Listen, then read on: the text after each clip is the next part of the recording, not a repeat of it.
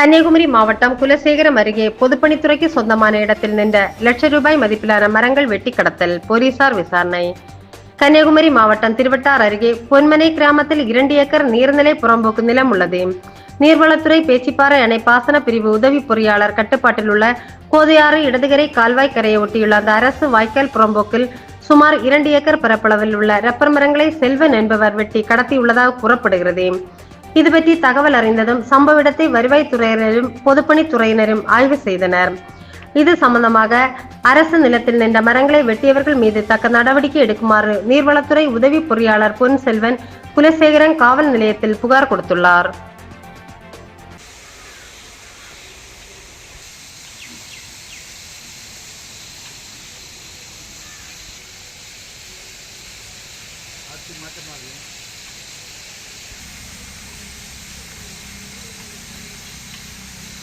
வருது.